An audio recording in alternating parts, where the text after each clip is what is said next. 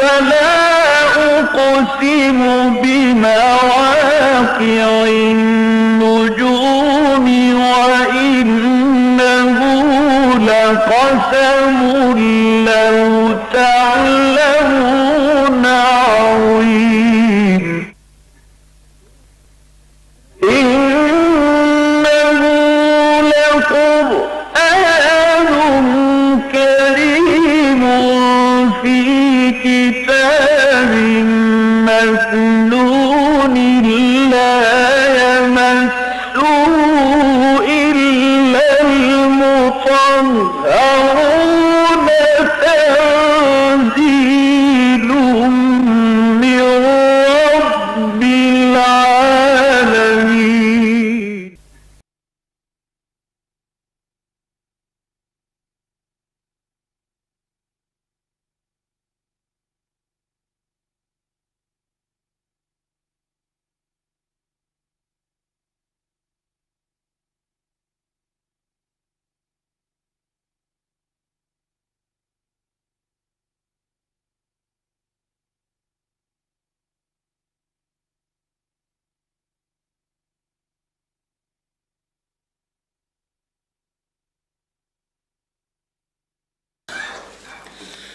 رب اشرح لي صدري ويسر لي امري واحلل عقدة من لساني يفقهوا قولي. اللهم ربنا الهمنا رشدنا واعذنا من شرور انفسنا. اللهم ارنا الحق حقا وارزقنا اتباعه وارنا الباطل باطلا وارزقنا اجتنابه. اللهم ربنا آنس وحشتنا في قبورنا وارحمنا بالقرآن العظيم. اللهم ارحمنا بالقرآن العظيم. اللهم اجعله لنا إماما ونورا وهدى ورحمة. اللهم ذكرنا منه ما نسينا وعلمنا منه ما جهلنا وارزقنا تلاوته آناء الليل وأطراف النهار واجعله لنا حجة يا رب العالمين آمین. آپ کو معلوم ہے کہ جدید تہذیب کے جو بڑے بڑے فتنے ہیں، مثلاً ایک سیاسی سطح پر فتنہ ہے ساورنٹی آف دی پیپل، خدا کو بے دخل کیا، ساورنٹی آف گاڈ ختم، ساورنٹی آف دی پیپل. یہ سب سے بڑا فتنہ ہے اس دور کا، اللہ کے خلاف سب سے عظیم بغاوت. دوسری بغاوت، دو سب سے زیادہ حرام اشیاء کو معاشی اور اقتصادی نظام کے اندر پرو کر رکھ دیا گیا ہے کہ ان کے بغیر تصور ہی نہیں ہے. اس لیے کہ سود اور جوا یہ دو چیزیں ایسی ہیں کہ جس کے بغیر یہ جتنی بھی جدید جو کیپٹلسٹک اکانومی ہے وہ چلتی نہیں. تیسرا سب سے بڑا فتنہ جو ہے جس کے اوپر کہ اب بہت شدت کے ساتھ جو ہے عالمی سطح پر پروگرام چلایا جا رہا ہے، وہ ہے فیمنزم کے نام پر، یا ویمن لبریشن آف ویمن، عورتوں کو آزاد کرانا، اور یہ کہ ایکویلٹی آف دی سیکسز، ہر اعتبار سے کسی پہلو سے اس کے اندر کوئی فرق نہیں. یہ اس دور کا سب سے عظیم فتنہ ہے، اور دجالیت کے فتنوں میں سب سے بڑھ کر حضور نے فرمایا کہ جو آخری وار ہوگا دجال کا وہ اسی اعتبار سے ہوگا، اور آخر میں جو اس کی پیروی کرنے والے لوگ ہوں گے ان میں اصل میں عورتیں ہوں گی کہ ایک مومن مرد جو ہے اپنی بیوی کو، اپنی بہن کو، بیٹی کو، ماں کو گھروں میں جکڑ جکڑ کر رکھیں گے، لیکن وہ نکل کر بھاگنے کی کوشش کریں گی گھر سے باہر جا کر، اور دجال کی پیروی کریں گی. اس فتنے سے ہم اس وقت جو ہے پوری شدت کے ساتھ دوچار ہیں. تو آج کا درس جو ہے در حقیقت اس کا عنوان یہ ہے اسلام کا خاندانی نظام اور اس میں مرد کی قوامیت، اس کا فلسفہ کیا ہے. اس اعتبار سے چونکہ اسلام میں ایک اعتدال ہے، بعض اعتبارات سے اسلام تسلیم کرتا ہے کہ مرد اور عورت برابر ہیں، کوئی فرق نہیں. بعض اعتبارات سے ان میں فرق کرتا ہے. جو 6 ارب علماء کا مشترک جو ہے وہ ان کا وہ مضمون ہے، تحریر ہے، اور وہ 6 کے 6 ارب علماء جو ہیں عالم عرب کے، وہ ماڈریٹس میں سے خیال کیے جاتے ہیں. وہ کٹر مسلمان اور بالکل دقیانوسی مسلمانوں میں ان کا شمار نہیں ہے، بلکہ یہ کہ وہ ماڈریٹ قسم کے لوگ ہیں. لیکن وہ مضمون بہت عمدہ ہے. وہ انشاءاللہ جو تازہ شمارہ آئے گا دائے خلافت کا، اس میں اس کو ریپروڈیوس بھی کر دیں گے، اس لیے کہ اس میں بڑی خوبصورتی کے ساتھ، بڑی دلجوئی کے ساتھ، نرم انداز میں، بجائے کرخت لہجہ اور فتوے کی زبان استعمال کرنے کے، خواتین کو بھی اور مردوں کو بھی انہوں نے سمجھانے کی کوشش کی ہے کہ ان پہلوؤں سے اسلام میں مرد اور عورت کی مساوات ہے جو مسلم ہے، لیکن ان پہلوؤں سے، بلکہ ایک خوبصورت لفظ انہوں نے استعمال کیا ہے کہ مساوات تو ہے، مشابہت نہیں ہے، ان کے درمیان مشابہت نہیں ہے بلکہ فرق ہے، اور وہ فرق ظاہری ہے، اس کا جسمانی نظام کا فرق ہے، نفسیاتی نظام کا فرق ہے، پورا فرق موجود ہے۔ اس فرق کی بنیاد پر دونوں کو کوئی ایک ہی قسم کے کام سونپ دینا، یہ در حقیقت فطرت کے خلاف ایک اقدام ہے۔ تو انہوں نے بڑے ہی نرم انداز میں سمجھانے کی کوشش کی ہے، داعیانہ انداز ہے، مخلصانہ انداز ہے، کوئی کرخت لہجہ نہیں ہے، کوئی فتوے کی زبان نہیں ہے، اگرچہ اس کی وجہ سے میں سمجھتا ہوں کہ معاملہ پورے طور سے واضح ہو کر نہیں آ سکا۔ اس کی میں اب ایک آدھ مثال دے دوں گا انہیں، چونکہ وہ چاہتے ہیں کہ اس طرح نرمی سے بات جو ہے وہ ان لوگوں کی سمجھ میں آ جائے، تو انہوں نے جہاں بھی وہ کرختگی کا پہلو آتا ہے اس کو ذرا کوشش کی ہے کہ اسے کچھ ٹون ڈاؤن کر دیں، تو یہ میرے نزدیک اچھا نہیں ہے، ایک پہلو ہے اس مضمون کے اندر، ہمیں ڈنکے کی چوٹ کہنا چاہیے جو پیچھے اللہ تعالیٰ کی شریعت کا تقاضا ہے، تاہم میرے نزدیک پھر بھی اس ایشو پر ایک عمدہ اور ماڈریٹ تحریر ہے۔ وہ دیکھیے یہ مسئلہ بڑا ٹیڑھا ہے، عورت اور مرد میں کوئی فرق ہے یا نہیں، اور کسی کو کسی پر فضیلت ہے یا نہیں، اس لیے کہ عورت بھی انسان ہے، اور میں بھی گنوا چکا ہوں کہ بعض سی چیزوں میں یہ انسان ہونے کے ناطے عورت اور مرد برابر ہیں، شرف انسانیت عورت اور مرد دونوں کو حاصل ہے۔ وہ آیت بھی ہم پڑھ چکے ہیں سورہ آل عمران کی، بعضکم من بعض، تم میں فرق کیسے ہوگا، تم ایک دوسرے ہی سے تو ہو، ایک ہی باپ کے نطفے سے بیٹا بھی ہے بیٹی بھی ہے، ایک ہی ماں کے رحم میں بیٹے نے بھی پرورش پائی ہے بیٹی نے بھی پائی، فرق کہاں سے آ جائے گا؟ تو تم لوگ جو ہو یقیناً اس اعتبار سے شرف انسانیت میں برابر کے شریک ہو۔ پھر اخلاقی اعتبار سے عورت جو نیکی کمائے گی وہ اسی کے لیے ہوگی، مرد جو نیکی کمائے گا وہ اس کے لیے ہوگا۔ عورت نے کوئی غلط کام کیا اس کا وبال اس پر آئے گا، مرد نے غلط کام کیا اس کا وبال اس پر آئے گا۔ صرف ایک رسالت اور نبوت کا منصب جو بہت کٹھن ذمہ داریوں کا ہوتا ہے وہ اللہ تعالیٰ نے اس صنف ضعیف پر نہیں ڈالا، باقی صدیقیت، شہادت، صالحیت، یہ تمام مقامات جو ہے بلند سے بلند، ولی اللہ اگر مرد ہو سکتا ہے تو ولیت اللہ جو ہے وہ اللہ کی کوئی بندی ہو سکتی ہے۔ حسن بصری اگر بصرہ سے نکلے ہیں تو رابعہ بصریہ بھی بصرہ سے نکلے ہیں۔ اس اعتبار سے بھی، روحانی اعتبار سے بھی اور علمی اعتبار سے، علم کا طلب العلم فریضۃ علی کل مسلم و مسلمۃ، مسلمان عورت پر بھی فرض ہے کہ وہ علم حاصل کرے اور مرد پر بھی فرض ہے۔ تو یہ تمام چیزیں وہ ہیں، تفصیل سے انہوں نے لکھا ہے، زیادہ تفصیل سے کیونکہ میرے پاس تو اتنا وقت نہیں ہے، وہ آپ اس مضمون میں دیکھ لیں گے کہ انہوں نے پہلے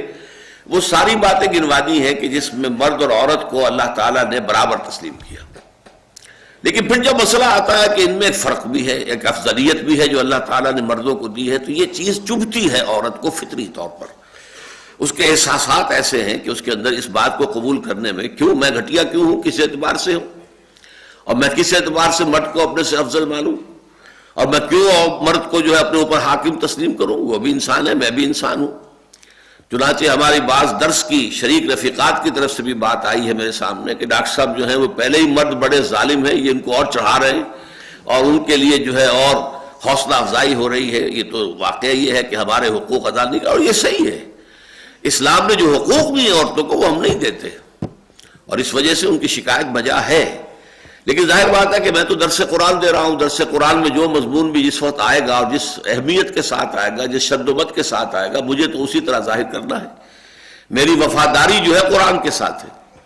جیسے کہ حدیث میں آتا ہے کہ حضور نے فرمایا کہ الدین والنصیحہ، دین تو نام ہے خیر خواہی کا، وفاداری کا۔ قیل لمن یا رسول اللہ، پوچھا کس کی وفاداری، کس کی خیر خواہی حضور؟ فرمایا للہ ولکتاب ہی ولرسول ہی، رسول کا ذکر بھی بعد میں آیا ہے، کتاب کا پہلے آیا۔ اللہ کے ساتھ وفاداری، اس کی کتاب کے ساتھ وفاداری، اس کی کتاب جو کہہ رہی ہو وفاداری کے ساتھ پورے فیتھ فلی اسی کو پیش کرو، اس میں کوئی زمانے کے تقاضوں کی وجہ سے یا اپنے کوئی ذاتی خیالات اور ترجیحات کی بنا پر کوئی ہیر پھیر نہ ہو، کوئی اونچ نیچ نہ ہو، بلکہ بات بعین ہی وہ ہو کہ جو قرآن مجید میں آئی ہے۔ لیکن میں آپ کو بتا رہا تھا کہ یہ چونکہ تلخ بات ہے اور انسانی احساسات سے سب سے بڑھ کر تو اللہ تعالیٰ ہی حاکم ہے نا اور جاننے والا ہے، لہذا یہ مسئلہ سورہ بقرہ ہی سے شروع ہو گیا تھا، جہاں پر کہ کچھ خانگی قوانین دیے گئے تھے۔ اس میں آپ کو یاد ہوگا کہ یہ ایک معاملہ آیا کہ ایک مرد نے اگر طلاق دے دی ہے اور وہ طلاق رجعی ہے، ایک طلاق یا دو طلاقیں، تیسری طلاق کی نوبت نہیں آئی، تو عدت کے دوران مرد کو یہ اختیار حاصل ہے کہ وہ طلاق واپس لے لے اور عورت کو آزاد نہ کرے، اپنے گھر ہی میں رکھے۔ اب اس میں ایک بات ہو سکتی ہے کہ عورت کیسا طلاق دے دی، میں اب اس کے گھر میں بسنے کو تیار نہیں، کیوں دی اس نے طلاق؟ نہیں، آپ کیا حکم آیا تھا؟ وہ بعولتہن احق بردہن فی ذلک ان ارادوا اصلاحا، ان کے شوہر زیادہ حقدار ہے کہ وہ روک لیں اور اپنی طلاق جو ہے اس کو لوٹا دیں اس مدت کے اندر، یعنی وہ مدت جو ہے اس کی، جو ان کی عدت کی مدت ہے اس کے اندر۔ اور یہ بھی بات ہے اگر وہ اصلاح چاہیں، یہ نہیں ہے کہ انہیں ستانے کے لیے اور تنگ کرنے کے لیے کہ اگر یہ میرے گھر سے نکل گئی تو پھر میں کیا اور ستاؤں گا، کیسے ستاؤں گا۔ وہ اگر نیت خراب ہے تو بات اور ہے، لیکن اس نیت کا معاملہ تو اللہ کا اس بندے کے درمیان ہے، قانون جو ہے وہ نیت سے بحث نہیں کر سکتا۔ تو قانون یہی ہے کہ مرد کو اختیار ہے کہ ایک طلاق ہو یا دو طلاقیں ہوں تو اس کے بعد عدت کے عرصے کے دوران وہ اس کو واپس لے سکتا ہے۔ اس میں بھی چونکہ عورت کی ایک انسلٹ سی ہوتی ہے کہ اس کے اختیارات برابر نہیں ہیں، تو وہاں فرمایا وَلَهُنَّ مِثْلُ الَّذِي عَلَيْهِنَّ بِالْمَعْرُوفِ، ان کے حقوق ویسے ہی ہیں جیسے کہ ان کی ذمہ داریاں ہیں۔ عورت کی ذمہ داری کیا ہے؟ وہ ایک اپنی جگہ پر علیحدہ مسئلہ ہے۔ مرد کی ذمہ داری کیا ہے؟ یہ اس کا اصلہ مسئلہ۔ یہ مضمون بعد میں آج کے درس میں کھلے گا، یہاں ابھی ذرا یوں سمجھیے کہ ڈھکے چھپے انداز میں بات کہی جا رہی ہے کہ مرد کی ذمہ داریاں اور ہیں، اس کے اعتبار سے اس کے اختیارات بھی اور ہوں گے۔ آپ کو معلوم ہے کہ رسپانسبلٹیز کے ساتھ ہی پاورز اور اتھارٹی اگر نہ ہو تو رسپانسبلٹی ادا نہیں ہو سکتی۔ تو لہن، ان کے حق میں بھی ویسے ہی ہے معاملات، مثل الذی علیہن، جیسے کہ ان کی ذمہ داریاں ہیں۔ لام حق کے لیے آتا ہے اور اعلیٰ ذمہ داری اور مسئولیت کے لیے آتا ہے۔ اور پھر ذرا میں ایک لفظ استعمال کر رہا ہوں، بڑے دھیمے انداز میں اللہ تعالیٰ نے ایک بات اور بھی کہہ دی، وَلِلرِّجَالِ عَلَيْهِنَّ دَرَجَةٌ، ہاں مردوں کو عورتوں پر ایک درجہ حاصل ہے، فضیلت حاصل ہے۔ دیکھ کس قدر نرم الفاظ استعمال کیے۔ پہلے تو الفاظ وہ استعمال کیے جس میں دونوں ترجمے ممکن ہیں، یہ ترجمہ بھی کیا گیا ہے کہ ان کے بھی مردوں پر ویسے ہی حقوق ہیں جیسے حقوق مردوں کے ان پر ہیں، لیکن میں اس ترجمے کو صحیح نہیں سمجھتا۔ لام اور علا کا جو استعمال عربی زبان کا شخص جانتا ہے، القرآن حجت لک او علیک، قرآن یا تمہارے حق میں حجت ہے یا تمہارے خلاف یہ استغاثہ لے کر آئے گا۔ تو علیہن اور لہن، ان کے حقوق ہیں ویسے ہی جیسے کہ ان کی ذمہ داریاں ہیں، لیکن چونکہ ترجمے کا امکان ہے دوسرا بھی، لہذا میں کہہ رہا ہوں کہ یہ شوگر کوٹڈ الفاظ ہیں، لیکن تھوڑی سی شوگر ایک جگہ سے اتار دی گئی۔ وَلِلرِّجَالِ عَلَيْهِنَّ دَرَجَةٌ، اور مردوں کو ان پر ایک درجہ فوقیت کا حاصل ہے۔ وَاللَّهُ عَزِيزٌ حَكِيمٌ، اور اللہ زبردست ہے، حکمت والا ہے۔ وہ زبردست ہے تو جو چاہے حکم دے، جو چاہے جس کا حق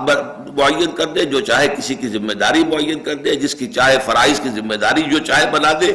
لیکن یہ کہ اس کا یہ سارا اختیار جو ہے وہ اس کی حکمت کے ساتھ ہے۔ عزیز الحکیم، وہ بہت حکمت والا ہے۔ تو جیسے کہ آپ نے دیکھا کہ دین کے اور معاملات شریعت کے ایسے ہوئے ہیں کہ بلو پرنٹ شریعت کا سورہ بقرہ میں آیا، یسألونک عن الخمر والمیسر قل فیہما اسم کبیر ومنافع للناس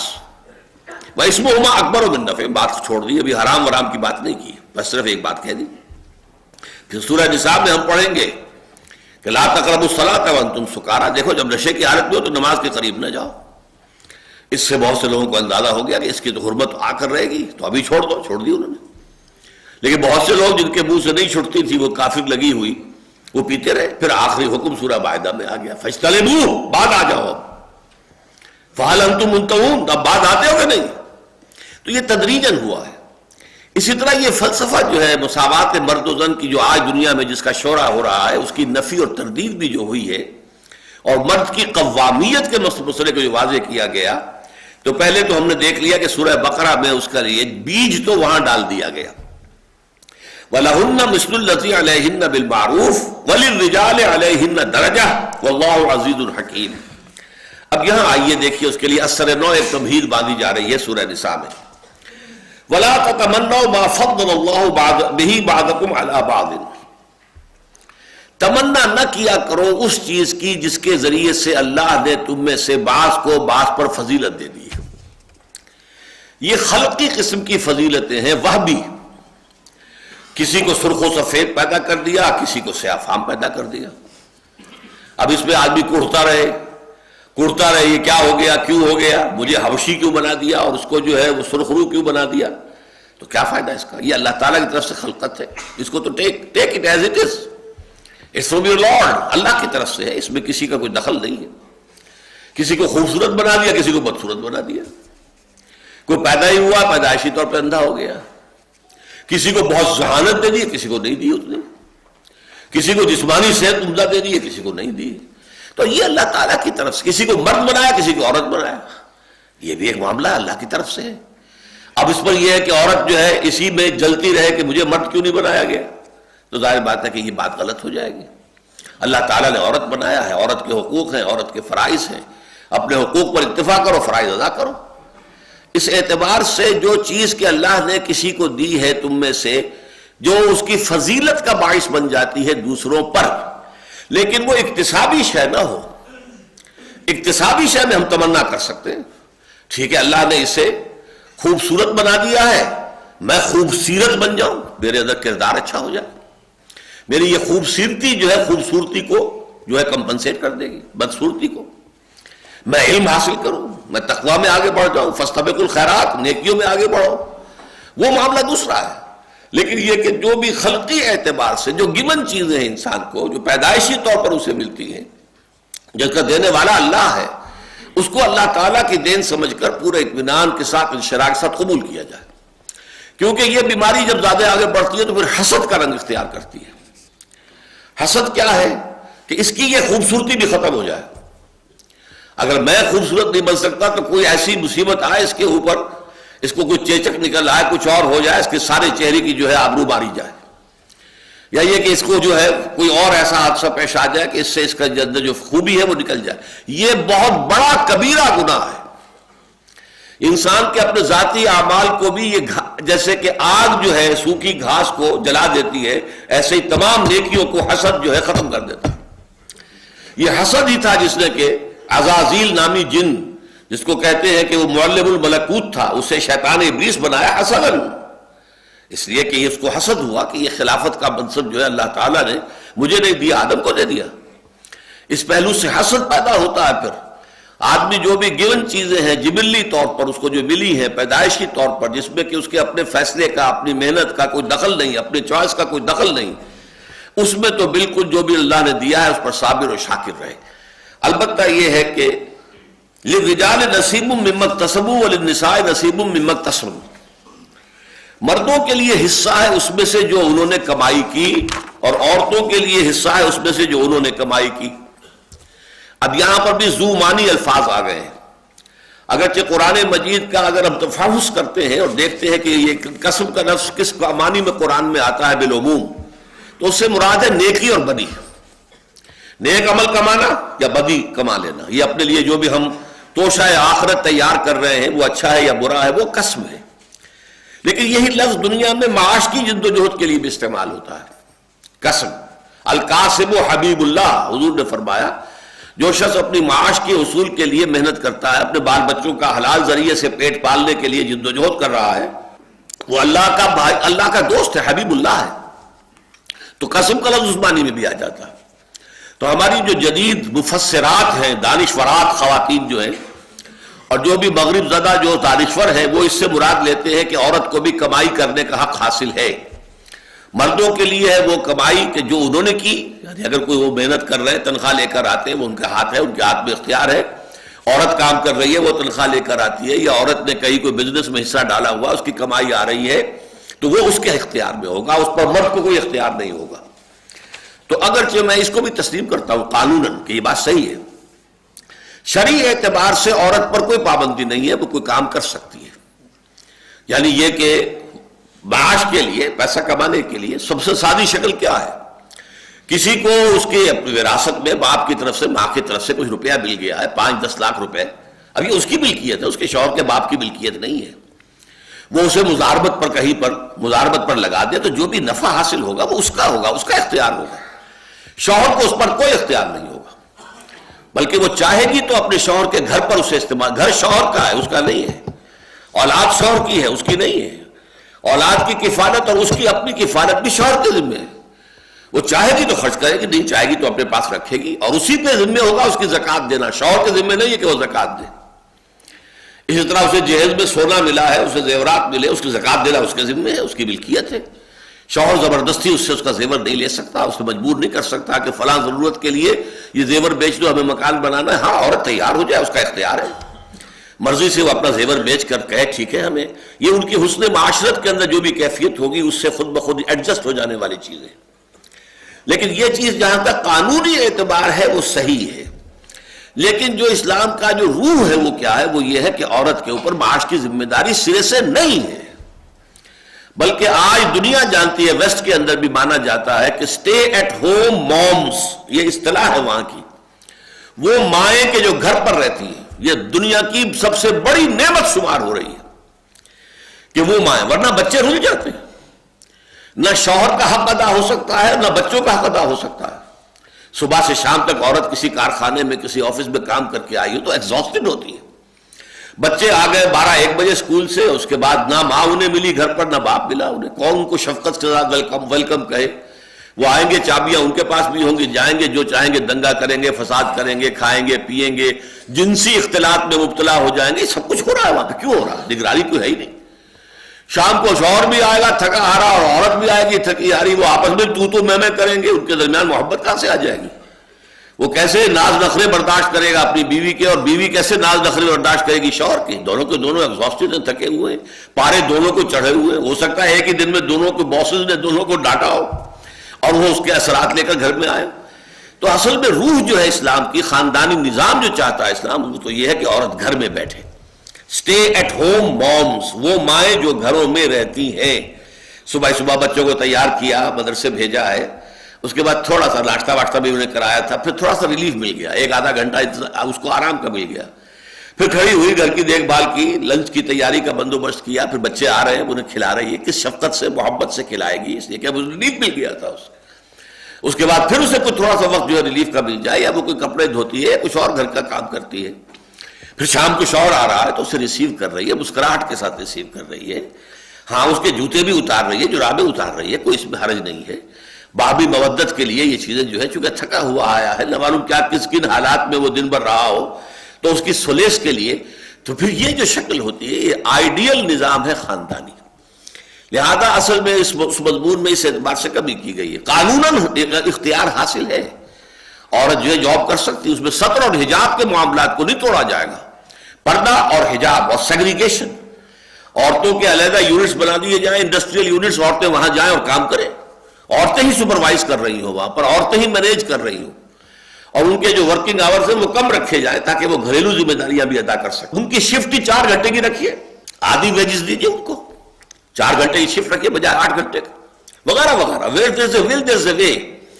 جب کبھی اختیار ایسے لوگوں کے ہاتھ میں آئے گا جو اسلام کو اس کی روح اور لفظ، لیٹر اینڈ اسپرٹ دونوں میں پریکٹس کرنا چاہیں گے، تو کوئی رکاوٹ نہیں ہوگی کسی بھی اعتبار سے۔ میں نے ایک دفعہ چیلنج دیا تھا، یہاں کے شعبہ ابلاغیات کے پروفیسر تھے وارث میر صاحب، اور انہوں نے تذکرہ کیا تھا میرے حوالے سے، اس زمانے میں یہ سن 82 83 84 کی باتیں ہیں، تو میں نے ان سے کہا تھا میں آپ کو چیلنج کرتا ہوں کہ آئیے مجھ سے بات کیجئے کہ کہاں رکاوٹ اسلام ڈالتا ہے۔ میں تو کہتا ہوں سیگریگیشن ہونی چاہیے، بس یہ فرق ہے، ہسپتال میں مردوں کا ہسپتال ہو، مرد مریض، مرد ڈاکٹر، مرد نرس ہو، عورتوں کے ہسپتال میں عورتیں مریض، عورتیں ڈاکٹر، عورتیں نرسیں، بات ختم ہو گئی، عورتیں ہی صفائی کرنے والی ہیں، وہاں مرد صفائی کرنے والے ہو۔ یہ کانٹیکٹ جو ہے ان دونوں کے مابین یہ ہے خطرناک، آگ اور پانی کا بیل جو ہے وہ خطرناک ہے۔ بہرحال میں نے عرض کیا کہ للرجال نصیب مما اکتسبوا وللنساء نصیب مما اکتسبن، میں ان کی جو ترجمہ ہے جدید دانشوروں کا وہ بھی قبول کرنے کو تیار ہوں، اگرچہ میں ثابت کر سکتا ہوں کہ یہاں مراد نیکی اور بدی ہے، وہ کمائی نہیں ہے۔ اس کی وجہ کیا ہے؟ دنیاوی کمائی میں نصیب کہنا جو ہے اس کی کوئی معنی نہیں ہے۔ آپ کی 5000 تنخواہ تو 5000 ہی لے کر آئیں گے نا آپ، اس میں سے حصہ تو نہیں ہوگا کوئی۔ اسی طریقے سے کسی کی کمائی جتنی بھی آئی ہے، کسی کے بداربت کے اوپر اس نے رقم دے رکھی تھی خاتون نے، اسے نفع جو آیا ہے وہ پورا کا پورا آئے گا نا، اس میں کمی تو نہیں آئے گی۔ یہ نصیب کا لفظ بتا رہا ہے کہ یہ نیکی اور بدی کا ہے، اس لیے کہ نیکی اور بدی جو ہے وہ مختلف حالات میں کی جاتی ہے۔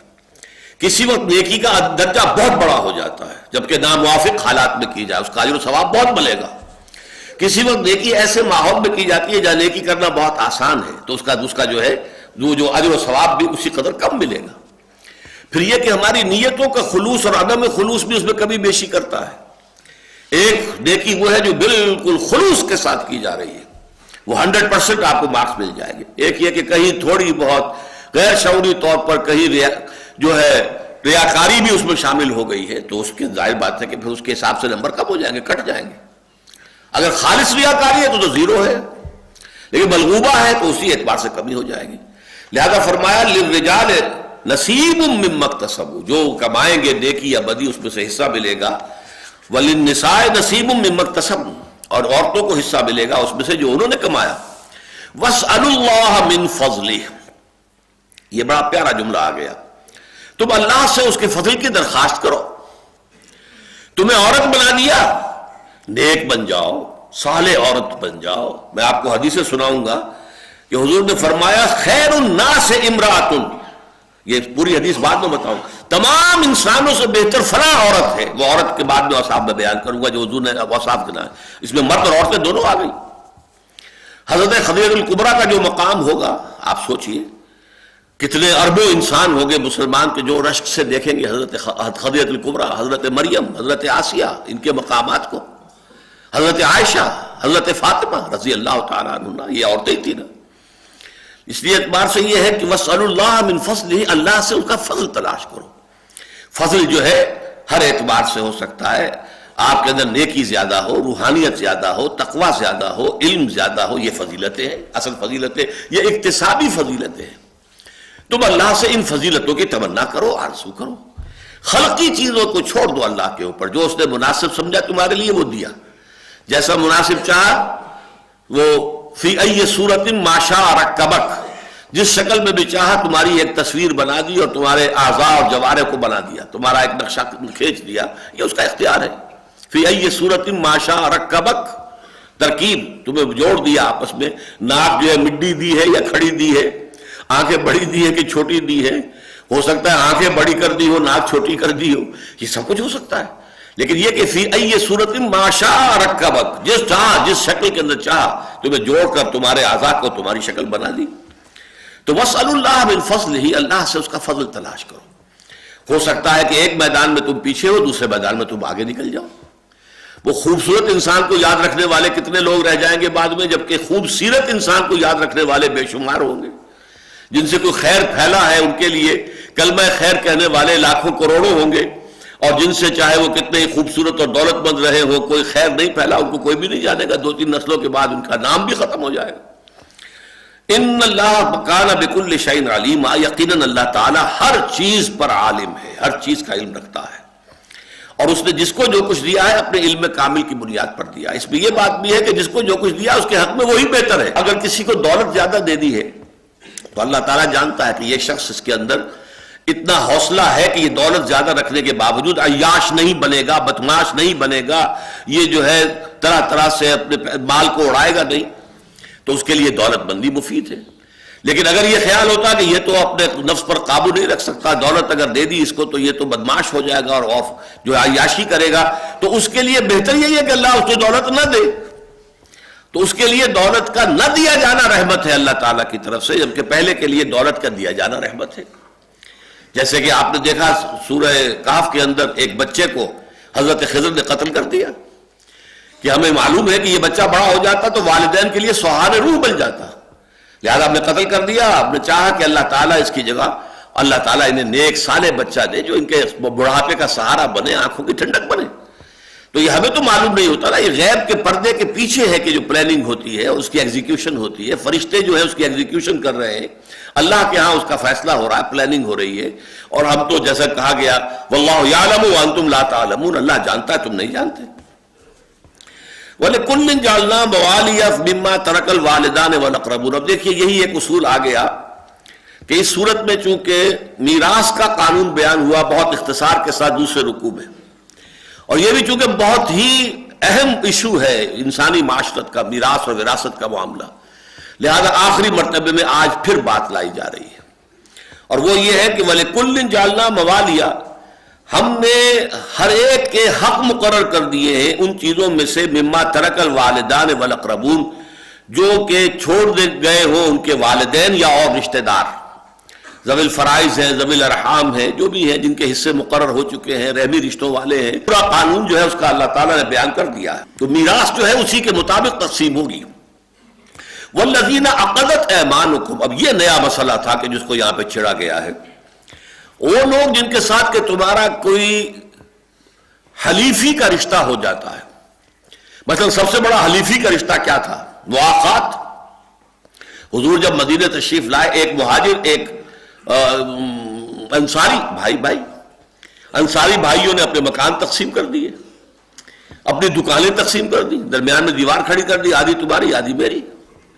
یہاں تک کہ ایک صاحب نے، ان کی 2 بیویاں تھیں، اپنے انصاری اپنے مہاجر بھائی کو لا کر کھڑا کر دیا کہ میری یہ 2 بیویاں، تمہارا چوائس پہلا ہے، تم پسند کر لو تاکہ میں اس کو طلاق دے دوں، تم اس سے شادی کر لو۔ پردے کے احکام اس وقت تک آئے تھے ہی نہیں، پردہ تھا ہی نہیں عرب کے اندر، وہ تو بعد میں آئے ہیں، وہ تو کہیں جا کر سن 5 میں 6 میں آئے ہیں، سورہ نساء میں آئے ہیں، سورہ نور میں آئے ہیں اور سورہ احزاب میں آئے، اس وقت تک پردہ تھا ہی نہیں، اس حد تک مواخات تھی۔ تو اسی لیے وراثت کے ضمن میں بھی جو ابتدائی بات آئی تھی وہ سورہ بقرہ میں آئی تھی کہ تم پر لکھا گیا ہے کتب علیکم اذا حضر احدکم الموت الوصیۃ للوالدین والاقربین، وصیت کیے بغیر مت مرا کرو، وصیت کیا کرو، اس لیے کہ ابھی قانون وراثت تھا نہیں، یہ نہ ہو کہ بڑا بیٹا ساری وراثت پر قابض ہو کر بیٹھ جائے اور نہ والدین کو، بوڑھے والدین کو کچھ ملے، نہ یہ کہ بچوں کو، چھوٹے بچوں کو کچھ ملے، نہ عورتوں کو، بیوی کو کچھ ملے، لہذا وہاں پر کہا وصیت کر کے جایا کرو۔ اسی وقت یہ حکم بھی دیا گیا تھا کہ جن کے ساتھ تمہارے کوئی حلیفانہ تعلقات ہیں انہیں بھی چھٹے حصے کی حد تک، یہ قرآن میں تو نہیں ہے، احادیث سے معلوم ہوتا ہے کہ انہیں چھٹے حصے کی حد تک جو ہے 1/6 وراثت میں سے دے دیا جائے گا، لیکن یہاں اب آ کر اس کو بالکل ختم کیا جا رہا ہے۔ وَأُولُو الْأَرْحَامِ بَعْضُهُمْ أَوْلَىٰ بِبَعْضٍ فِي كِتَابِ اللَّهِ، یہ آیت اس سے پہلے نازل ہو چکی ہے کہ جہاں تک کہ وراثت کا تعلق ہے اولو الارحام کے مابین ہے، یہ جو بھی رشتے ہیں، منہ بولا بھائی ہے، تمہارا کسی کے ساتھ بڑا معاہدہ ہے، حلیفانہ معاہدہ ہے، تو اس کی 2 شکلیں ہیں، یا تو اپنی زندگی میں جو کچھ ہبہ کرنا چاہو، ہدیہ کرنا چاہو کر سکتے ہو، تمہارے اوپر کوئی پابندی نہیں، جب تک زندہ ہو اپنے مال میں سے جو چاہو ہبہ کرو، جو چاہو ہدیہ کر دو، لیکن مرنے کے بعد تمہارا حق صرف ہے تہائی کے اندر، تہائی کی وصیت کر سکتے ہو کہ میرے فلاں منہ بولا بھائی تھا، اس کے لیے یہ تہائی حصہ میں دے رہا ہوں، میں لکھ رہا ہوں، یہ وصیت ہو سکتی ہے، لیکن اگر ایسی کوئی وصیت نہیں ہے تو پھر اب وراثت میں ان کا کوئی حصہ نہیں ہوگا، وراثت تو انہی میں تقسیم ہوگی جو اولو الارحام ہیں، ذوی الفرائض ہیں، جو ان کا جو قرآن مجید نے ذکر کر دیا ہے۔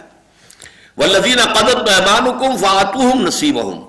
ان اللہ کان علی کل شیء شہیدا، یقیناً اللہ تعالی ہر چیز پر شہید ہے، گواہ ہے۔ اب آئی ہے وہ سخت ترین جو کڑوی گولی ہے، الرجال قوامون علی النساء، مرد عورتوں پر حاکم ہے۔ قوام کے لفظ کو سمجھ لیجئے، قام یقوم، کھڑا ہونا، قوام پوری طاقت سے کھڑا ہونے والا، وہ قوام کا لفظ بھی ہے، قیام کا لفظ بھی ہے، قیم بھی ہے۔ قیم کا لفظ آپ نے سنا ہوگا، جماعت اسلامی میں سیکرٹری کو قیم کہا کرتے تھے، اب تو زیادہ لفظ جو ہے سیکرٹری جنرل چل رہا ہے، قیم یعنی اس نظام کو قائم رکھنے والا۔ اس کا مطلب کیا ہے؟ کسی بھی ادارے کا ایک قیم ہوتا ہے کہ جو اس کا ذمہ دار ہے، اصل مسئول ہے، اور اس کے پاس اختیارات بھی ہوتے ہیں، وہ ایک طرح کی حکمرانی ہے، اسے اختیار حاصل ہے، وہ جو فیصلہ کرے گا وہ نافذ ہو جائے گا۔ تو الرجال قوامون علی النساء، یہ ہے وہ فرق کہ خاندانی نظام کے اندر جب ایک مرد اور ایک عورت آپس میں ایک شوہر اور بیوی کی حیثیت سے معاہدہ کرتے ہیں، یہاں اب آ کر ان کی مساوات ختم ہو گئی۔ اب بیوی تابع ہے شوہر کے، اسے شوہر کا حکم ماننا ہے، ہاں معصیت کا حکم دے گا تو نہیں مانیں گی، اللہ تعالیٰ کے حکم کی خلاف ورزی کر رہا ہے نہیں مانیں گی۔ لا طاعۃ لمخلوق فی معصیۃ الخالق، کسی مخلوق میں سے کسی کی اطاعت نہیں ہو سکتی جس میں کہ خالق کی معصیت لازم آ رہی ہے، لہذا اللہ کے احکام کے خلاف تو اطاعت نہیں، لیکن اس کے اندر اندر اطاعت کرنی پڑے گی۔ مشورہ دو، اس لیے کہ یہ بھی کہا گیا ہے کہ عاشروہن بالمعروف، ابھی ہم پڑھ چکے ہیں سورہ نساء میں، عورتوں کے ساتھ نیک طریقے سے، بھرے طریقے سے رہو، شوہر اور بیوی مشوروں سے معاملات کو طے کیا کریں، اس کا ایسا نہ ہو کہ اس کو بالکل یہی محسوس کرا دو کہ تم محکوم ہو میں حاکم ہوں، اپنی جو ہے ڈکٹیٹرانہ انداز جو ہے وہ اختیار کیا جائے، نہیں، انہیں سمجھاؤ بجھاؤ، ان سے دلیل بھی ان سے بھی مانگو، خود بھی دلیل دو، آخر میں البتہ یہ کہ فیصلہ جو ہے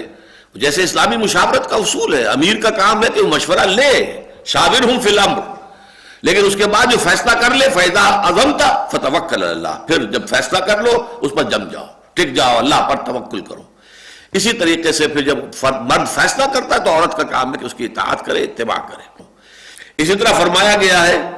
کہ ان تراض منہما وتشاور، یہ بھی سورہ بقرہ کے اندر الفاظ آئے ہیں کہ یہ دونوں شوہر اور بیوی جو ہیں آپس میں اگر طلاق کا معاملہ ہو گیا ہے تو بچے کو کون دودھ پلائے گا، پلوائیں گے کہ نہیں پلوائیں گے، یا کیا اس کی اجرت ہوگی، اگر ماں مطلقہ جو ہے وہی دودھ پلائے تو اسے کیا دینا ہوگا، وغیرہ وغیرہ، یہ سارے امور باہمی مشاورت سے اور باہمی رضامندی سے طے کرو۔ یعنی اگر ساتھ رہ رہے ہو تب بھی خوبصورتی سے رہو، عاشروہن بالمعروف، ان کے ساتھ حسن معاشرت کا معاملہ کرو، علیحدگی ہو رہی ہے تو وہ بھی خوبصورتی سے ہونی چاہیے، اس میں بھی جو بھی معاملات ہیں بڑے عمدہ پیرائے پر طے ہو جائیں۔ تو فرمایا الرجال قوامون علی النساء، مرد جو ہے عورتوں پر حاکم ہے، بما فضل اللہ بعضهم علی بعض، یہ اللہ کا شکر ہے کہ جن 6 حضرات کا میں نے آپ کے سامنے ذکر کیا ہے، عرب علماء کا کہ جن کا مضمون چھپا ہے جنگ میں، انہوں نے یہ حاکم کا لفظ استعمال کیا ہے، یہاں آ کر انہوں نے کسی درجے میں مداہنت گوارا نہیں کی ہے۔ بما فضل اللہ بعضهم علی بعض وبما انفقوا من اموالهم، اب یہاں بات کو سمجھانے کے لیے، دل نشین بنانے کے لیے، پیلیٹیبل بنانے کے لیے دلیلیں بھی دی جا رہی ہیں۔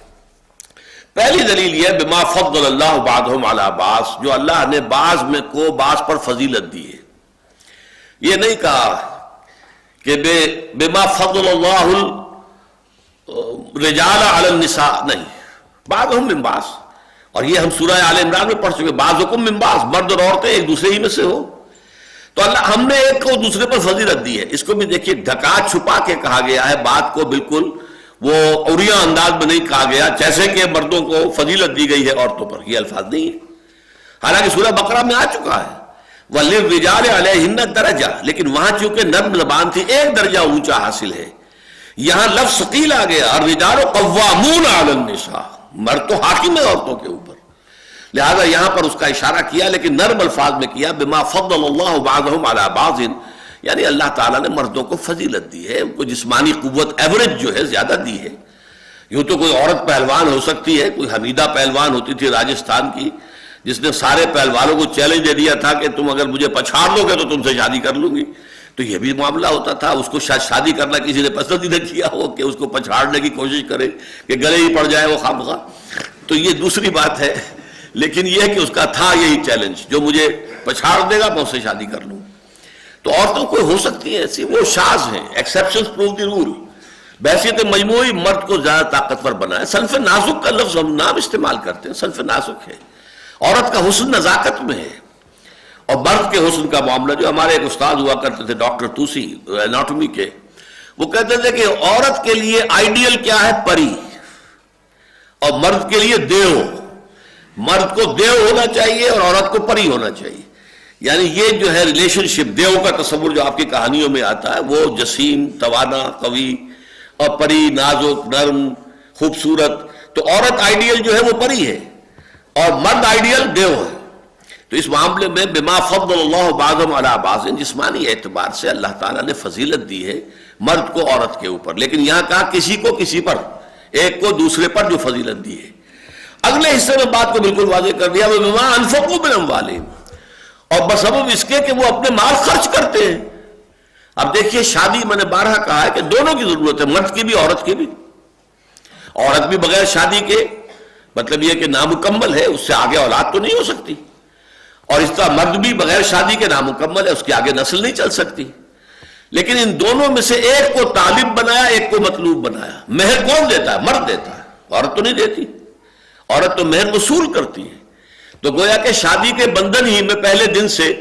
مرد کی یہ فوقیت ہو گئی کہ مرد نے مال خرچ کیا ہے، مہر دیا ہے۔ پھر یہ کہ اسلام کے نظام خاندان میں جو معاشی ذمہ داریاں ہیں اور جو بھی سارا ان کا جو اقتصادی معاملہ ہے اس کی ساری ذمہ داریاں مرد پر ڈالی گئی. عورت کی کفالت، اس میں اس کا اطعام یعنی کھلانا رزق بھی شامل ہے، کسوہ یعنی لباس شامل ہے، سکنا یعنی رہائش کی جگہ فراہم کرنا یہ شامل ہے. یہ تینوں چیزیں جو ہے عورت کا حق ہے اپنے شوہر کے اوپر، وہ شوہر انہیں یہ تینوں چیزیں فراہم کرے گا. جیسا کہ میں عرض کر چکا ہوں، عورت کی اگر کوئی علیحدہ پراپرٹی ہے، اگر باپ سے اسے کوئی 5 مربع زمین ملے ہوئے ہیں، اس مربع کی آمدنی اس کی ہوگی، جس طرح چاہے خرچ کرے نیکیوں میں، اللہ کے راستے میں جو چاہے کرے. اس میں سے عشر بھی اسی کو دینا ہوگا یا کوئی اور ٹیکسز ہیں اس کو دینے ہوں گے. اور اگر اس کے پاس مال یعنی زیورات کی شکل میں ہے تو اس کا زکوٰۃ اسے خود دینی ہوگی وغیرہ وغیرہ. تو الرجال قوامون علی النساء بما فضل اللہ بعضهم علی بعض وبما انفقوا من اموالهم، اور جیسا کہ وہ خرچ کرتے ہیں اپنے اموال میں سے. فالصالحات قانتات، اب یہ ہے بہت پیاری آیت ہماری خواتین کے لیے قابل غور.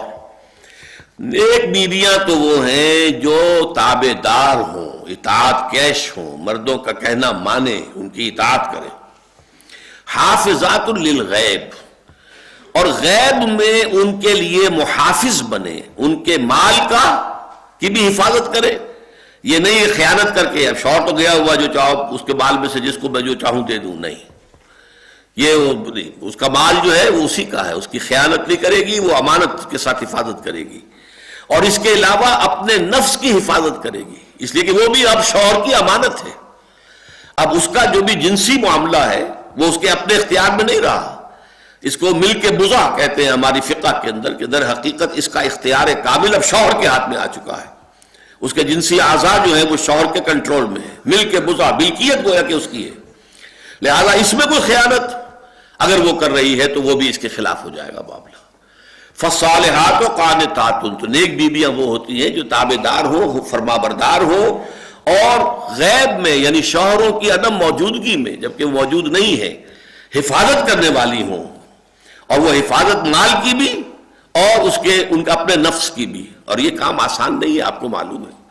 شوہر کبھی 4 مہینے کے لیے باہر چلا گیا ہے، کبھی 1 سال کے لیے باہر چلا گیا ہے. عورت کے لیے اپنے نفس کو تھامے رکھنا، اپنی جنسی خواہشات کو، فرض کی جوان عورت ہے، اس کی بھی تو نفسانی خواہشات ہیں، تو آسان کام نہیں ہے. یہی وجہ ہے، آپ کے علم میں ہوگا کہ واقعہ بڑا عجیب پیش آیا تھا، اس کو بیان کرتے ہوئے شرم بھی آتی ہے. حضرت عمر رضی اللہ تعالیٰ عنہ اپنی رات کے گشت میں ایک مکان کے پاس سے گزر رہے تھے تو انہوں نے سنا کہ ایک عورت جو ہے وہ بڑے درد بھرے الفاظ میں کچھ گا رہی ہے. اگر مجھے اللہ اور اس کے رسول کا فرق کا خوف نہ ہوتا تو تم دیکھتے کہ اس وقت میری چارپائی جو ہے چرچرا رہی ہو. تو اس پر حضرت عمر جو ہے وہ دم تنبہ ہوا کہ ہمارے لوگ جو ہیں جہاد پر جاتے ہیں، سال بھر تک واپس نہیں آتے، تو اس سے تو سوسائٹی کے اندر بہت زیادہ جو ہے ایک اندیشہ اور خطرہ پیدا ہو جائے گا. تو انہوں نے اب دیکھیے یہ بات بھی کہ دین میں کوئی شرم اور حیا اس معاملے میں نہیں ہے، کہ اپنی بیٹی سے پوچھا، حضرت حفصہ سے. اب وہ بیٹی بھی ہے اور ام المومنین بھی ہے، حضور کی اہلیہ ہے تو ام المومنین ہے، لہذا حضرت عمر کے لیے بھی ماں کے درجے میں ہے اگرچہ ہے حضرت عمر کی صاحبزادی. کہ تم مجھے بتاؤ حفصہ، ایک عورت زیادہ سے زیادہ کتنے عرصے تک صبر کر سکتی ہے؟ اور کوئی قباحت محسوس نہیں کی حضرت حفصہ رضی اللہ تعالی عنہا نے، کہ 4 مہینے. تو پھر انہوں نے یہ آرڈر نافذ کر دیا، کوئی مجاہد 4 مہینے سے زیادہ جو ہے وہ بحث پر نہ رہے، لازماً وہ آئے چھٹی لے کر اور وہ گھر پہنچے. آپ اس کی روشنی میں دیکھیے جو کچھ یہ ہمارے ہاں ہو رہا ہے، امارات میں جو لوگ کام کرتے ہیں، سعودی عرب میں کام کرتے ہیں، باہر کے ممالک میں کام کرتے ہیں، جوان بیویوں کو یہاں چھوڑ جائے، پھر جو قصے ہوتے ہیں، جو سکینڈلز ہوتے ہیں، پھر جب وہ شوہر صاحب تشریف لاتے ہیں تو وہ دیور اور بیوی جو ہے مل کر اسے قتل کرتے ہیں، اس لیے کہ یہاں تو دنیا بدل چکی ہے، دیور کی اور بھابھی کے رشتہ کچھ اور ہی بن چکا ہے، لہذا وہ قتل بھی کرتے ہیں، مال بھی سارا لے لیتے ہیں. یہ ساری خبریں آپ اخبارات میں پڑھتے ہیں. تو یہ کیوں ہے؟ فطرت کے خلاف ایک طرز عمل آپ اختیار کر رہے ہیں. یا تو اپنی فیملیز کو ساتھ لے کر جائیے، یا یہ ہے کہ پھر یہ وقفہ کا جو ہے معاملہ زیادہ، میں سمجھتا ہوں اس حدیث کے بعد جو حضرت عمر کا فیصلہ تھا 4 مہینے کا، اس سے زائد جو ہے باہر سٹے کرنا، اپنے گھر نہ آنا، ایک اعتبار سے گناہ کے درجے کی بات ہو جائے گی. علیکم بسنتی و سنت الخلفاء الراشدین المہدیین، تمہارے ذمے ہے میری سنت بھی اور خلفاء راشدین جو ہے میری ان کی سنت بھی. تو فرمایا کہ صالحات قانتات حافظات للغیب بما حفظ اللہ. اب یہاں نوٹ کیجئے وہ حدیث جو میں نے بتایا تھا کہ حضور نے فرمایا خیر الناس سے تمام انسانوں میں بہترین وہ عورت ہے امرأۃن اذا نظرت الیہا سرت کا، جب تم دیکھو اپنی بیوی کو تو وہ تمہیں خوش کر دے، آپ مسکرائے ہیں تو وہ اس سے بڑھ کر مسکراہٹ سے آپ کو جواب دے، خوش کر دے آپ کو۔ وَإِذَا أَمَرْتَهَا أَطَاعَتْكَ، اور جب تم اسے کوئی حکم دو تو اس کی پابندی کرے، اس کی پیروی کرے، اس کی جو ہے اطاعت کرے۔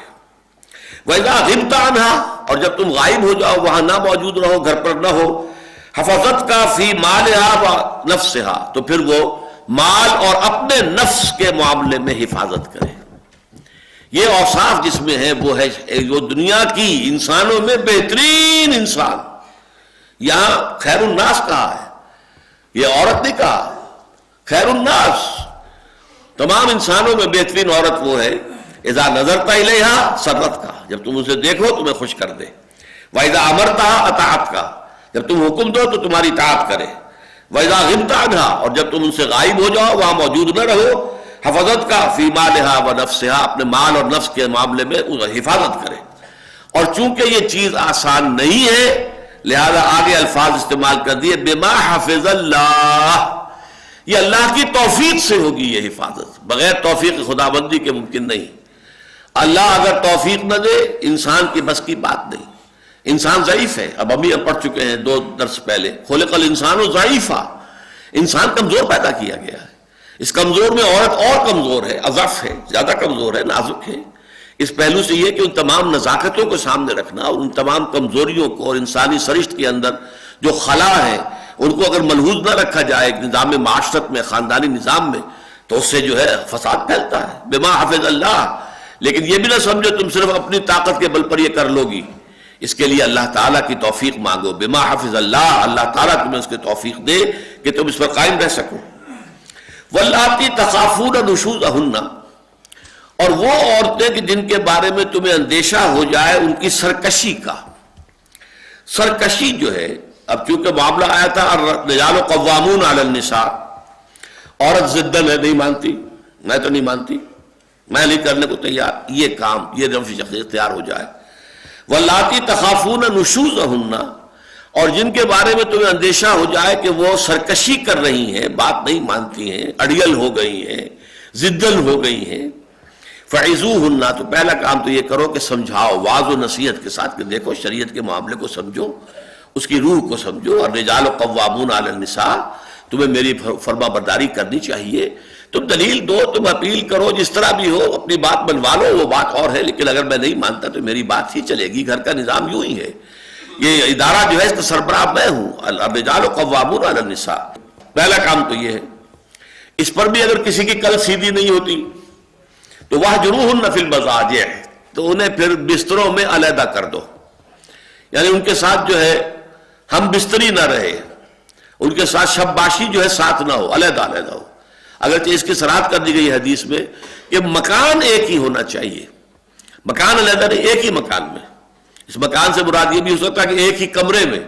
اس کی چارپائی بستر علیحدہ، تمہاری چارپائی تمہارا بستر علیحدہ، یا یہ کہ ایک مکان ہے تو اس کے اندر ایک کمرے کے اندر وہ ہے تو دوسرے کمرے میں شوہر ہے، لیکن یہ گھر سے نکالنے کی اجازت نہیں ہے، اس لیے کہ اس میں تو پھر بہتری کی بجائے خرابی کا زیادہ اندیشہ ہوگا۔ یہ قرب اگر رہے گا کہ ابھی صرف یہ کہ بسترے میں ایک میں نہیں ہے بلکہ ذرا فصل ہو گیا ہے، اتنا ہی ہوا ہے، تو اس سے یہ کہ کوشش ہو سکتی ہے کہ اس فصل کو دور کر لیا جائے۔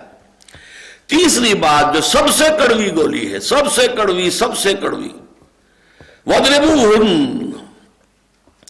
اگر اس پر بھی نہ مانے تو پھر انہیں مار بھی سکتے ہو، مارو انہیں۔ اگرچہ حضور نے فرمایا ہے کہ تم میں سے جو بہتر لوگ ہیں وہ کبھی نہیں ماریں گے، اجازت ہے، وَاضْرِبُوهُنَّ۔ بلکہ ایک مقدمہ آپ کے سامنے آیا تھا کہ کسی شخص نے اپنی بیوی کو زوردار تھپڑ رسید کر دیا، اس نے استغاثہ کیا، حضور کے پاس آ گئی، حضور نے شوہر کو بلایا، اس نے مان لیا جی ہاں میں نے مارا ہے، تو حضور نے فرمایا کہ اب اس عورت کو بھی حق حاصل ہے کہ تمہیں اسی طرح کا تھپڑ لگائے۔ فیصلہ تو یہ کر دیا، اب وہاں سے واپس جا رہے تھے، اتنی دیر میں یہ آیت نازل ہو گئی وَاضْرِبُوهُنَّ، کہ انہیں مار سکتے ہو، تو حضور نے واپس بلایا کہ شریعت کا حکم آ گیا، مرد کو مارنے کا حق ہے، لہذا قصاص نہیں ہوگا۔ آپ نے اپنا پہلا فیصلہ واپس لے لیا، اس تھپڑ کا جوابی تھپڑ جو ہے وہ عورت رسید نہیں کرے گی، اس لیے کہ آیت اتر آئی ہے اللہ تعالیٰ کی طرف سے ایک اجازت دی گئی ہے بدرجہ آخر تنگ آمد بجنگ آمد، اگر وہ عورت کسی طرح سیدھی نہیں ہو رہی ہے، اس کی کل جو ہے ٹیڑھی کی ٹیڑھی ہے، اس کی ضد اور اس کی ہٹ دھرمی اور یہ جو عدم تعاون ترک موالات کا معاملہ چل رہا ہے، گھر کی زندگی جو ہے وہ گویا کہ اب جہنم کا نمونہ بن گئی ہے، تو ایک آخری درجے میں مارا بھی جا سکتا ہے۔ لیکن اس مار میں دو قیدیں ہیں جو حضور نے لگائی ہیں، چہرے پر تھپڑ نہیں مارا جائے گا، اور نمبر دو یہ ہے کہ باقی جسم پر بھی ایسی مار نہ ہو کہ جس کے نشان رہ جائیں یا جس سے کوئی ہڈی ٹوٹ جائے، بس یہ ایک علامتی مار جو ہے اس طرح کا مسئلہ ہے، اس کے اندر اس سے زیادہ تجاوز کرنے کی اجازت نہیں ہے، لیکن یہ مارنے کی اجازت ہے۔ فَإِنْ أَطَعْنَكُمْ، اب اگر وہ ان تین میں سے کسی بھی سٹیج پر آ کر تمہاری اطاعت قبول کر لیں، اپنے رویے کو درست کر لیں، اپنی طرز عمل کو صحیح کر لیں، فَلَا تَبْغُوا عَلَيْهِنَّ سَبِيلًا، تو اب خام خواہ ان کے اوپر ظلم کرنے کے لیے، زیادتی کرنے کے لیے، ستانے کے لیے جو ہے بہانے مت تراشو۔ یعنی پچھلی جو دل کے اندر جو گرد جمع ہو گئی تھی، دل میں جو بغض جمع ہو گیا تھا ان کے سابقہ طرز، یہ اب اس کا اثر نہیں ہونا چاہیے تمہارے طرز عمل میں۔ انہوں نے اپنی روش بدل لی، تم ان سے 10 ہاتھ آگے بڑھ کر اپنی روش کو بدلو۔ ان اللہ کان علیما کبیرا، علی کبیرا، یقیناً اللہ تعالیٰ بہت بلند ہے اور بہت بڑا ہے۔ اللہ کے احکام کو ہلکا نہ سمجھو، چھوٹا نہ سمجھو۔ اللہ تعالیٰ کے ہر حکم کے اندر حکمت ہے، مصلحت ہے، لہذا عورتوں کو بھی اس کو ٹھنڈے دل کے ساتھ برداشت کرنا چاہیے، اس لیے کہ انہیں بھی معلوم ہے کہ بچوں کی گوشمالی کبھی کرنی پڑتی ہے، بچوں کو کبھی مارنا بھی پڑتا ہے۔ تو جس طریقے سے کہ عورت کو کہا گیا ہے وہ ذمہ دار ہے، وہ بچوں کے لیے اور اپنے شوہر کے گھر پر ذمہ دار ہے، مسئولیت ہے، تو وہ بچوں کو مار سکتی ہے تعدیباً۔ اسی طرح شوہر جو ہے وہ اس کے اوپر حاکم ہے، الرجال قوامون علی النساء، لہذا ضرورت اگر انتہائی درجے کی ہو تو اس کو بھی اجازت دی گئی ہے، لیکن یہ نہیں کہ انتقاماً ہو اور غصے میں لال ببو کے ہو کر ہو، بلکہ یہ کہ یہ ٹھنڈے دل کے ساتھ سوچی سمجھتے کیلکولیٹڈ قسم کا معاملہ کہ اس کے اندر اب اس کے سوا چارہ کار نہیں ہے تو وہ اختیار کیا جائے۔ وَإِنْ خِفْتُمْ شِقَاقَ بَيْنِهِمَا، اب اس سلسلے کا آخری حکم ہے، اگر تمہیں اندیشہ ہو جائے کہ ان کے درمیان تو زدہ پیدا ہو گئی ہے، نہ مرد ہٹنے کو تیار نہ عورت ہٹنے کو تیار، اب ان کے درمیان حسن معاشرت کا معاملہ ممکن نہیں رہا، تو کیا کرو؟ فَبْعَثُوا حَكَمًا مِّنْ أَهْلِهِ وَحَكَمًا مِّنْ أَهْلِهَا، تو اب مقرر کر لو ایک حکم اس مرد کے خاندان میں سے اور دوسرا حکم بیوی کے خاندان میں سے۔ اب حکم کا لفظ خود بتا رہا ہے، ان میں صلاحیت ہونی چاہیے فیصلہ کرنے کی، اصابت رائے ہونی چاہیے، اور دونوں کا کوئی جھگڑا نہیں ہونا چاہیے، ان دونوں میں فریقوں میں سے کسی کے ساتھ کوئی گرج نہ ہو۔ تو حکم جو ہے دو مقرر کر لو، ایک مرد کے خاندان سے، ایک عورت کے خاندان سے۔ ان یریدا اصلاحا، اگر وہ دونوں چاہیں گے کہ اصلاح ہو جائے، یوفق اللہ بینہما، تو اللہ تعالیٰ ان دونوں کے مابین توفیق پیدا کر دے گا، مزاجوں کے اندر جو ہے جمعیت پیدا کر دے گا، موافقت پیدا کر دے گا۔ اس میں ذرا پھیر ہے، یہ جو ضمائر ہیں، ان یریدا اصلاحا، اگر وہ دونوں حکم چاہتے ہوں گے کہ اصلاح ہی ہو جائے، خلوص کے ساتھ چاہیں گے دونوں کے دونوں، تو یوفق اللہ بینہما، تو اللہ تعالیٰ ان دونوں کی رائے میں موافقت پیدا کر دے گا۔ یہ نہیں ہے کہ وہ حکم وہ اپنی بات پر اڑا رہے شوہر کی طرف سے، اور یہ حکم اڑا رہے اپنی بیوی، اپنی جو عورت ہے اس کی بیوی اس کی طرف سے، نہیں یہی موقف صحیح ہے، نہیں یہی تو جھگڑا وہیں کا وہیں رہا، وہ تو معاملہ پھر طے نہیں ہوا۔ نہیں، بلکہ اللہ تعالیٰ اگر وہ دونوں دل سے اس بات کے خواہش مند ہوں گے کہ ان میں مصالحت ہو جائے، کوئی حکم ایک فیصلہ ہو جائے، راضی نامہ ہو جائے، تو اللہ تعالیٰ ان دونوں کے اندر آپس میں، ان حکمین کے اندر موافقت پیدا کر دے گا۔ ایک دوسری رائے یہ ہے کہ اگر وہ دونوں حکم جو ہیں وہ واقعتاً اصلاح کے طالب ہوں گے تو اللہ شوہر اور بیوی کے درمیان موافقت پیدا کر دے گا۔ ایک یہ بھی، اس لیے کہ ضمائر ہیں، ضمائر میں تو جس کے جانے کا امکان ہے وہ سارے ہمیں کھنگالنے پڑیں گے۔ اور تیسرا بہت خوبصورت مفہوم جو ہے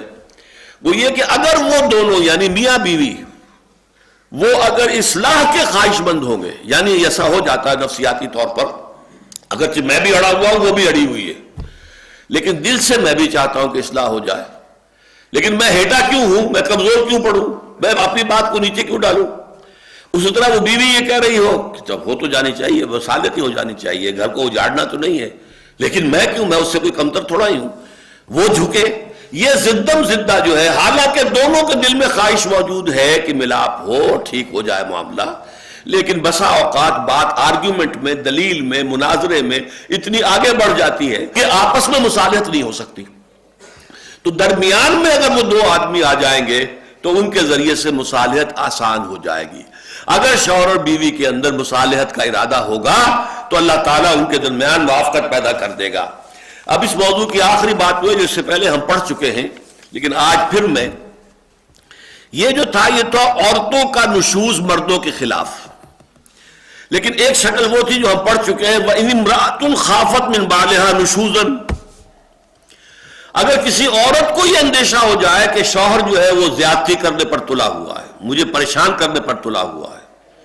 وہ مجھ پر زیادتی کرنے کا فیصلہ کیے بیٹھا ہے، تو ان کے لیے بھی فیصلہ کیا گیا. یہ میں پڑھ چکا ہوں، اس لیے میں صرف اشارہ کر رہا ہوں کہ یہ جو آیات ہیں 128 سے لے کر اور 130 تک اسی سورہ مبارکہ کی استدراک کی حیثیت سے آئی ہیں. اس میں یہ بات آ گئی ہے کہ اگر ان یتفرقا یغنی اللہ کلا من سعتہ، پھر اگر نئی بات چلتی، گاڑی نہیں چلتی، تو علیحدگی ہو سکتی ہے، سیپریشن ہو سکتی ہے، طلاق کی شکل میں ہو جائے، خلا کی شکل میں ہو جائے، اور اللہ تعالیٰ دونوں فریقوں کو غنی کر دے گا، اور اس اپنی وسعت سے، اپنے اندر جو اللہ تعالیٰ کے اختیارات ہیں، اپنے فضل سے اس عورت کو بھی کوئی بہتر شوہر عطا فرما دے گا، اس مرد کو بھی کوئی بہتر عورت عطا کر دے گا، بیوی عطا کر دے گا. تو یہ اس سلسلے کی چونکہ آخری بات تھی، اگرچہ ہم اسے پہلے پڑھ چکے ہیں، میں نے اس کا صرف اعادہ کرنا مناسب سمجھا. بارک اللہ لی ولکم فی القرآن العظیم ونفعنی وإیاکم بالآیات والذکر الحکیم.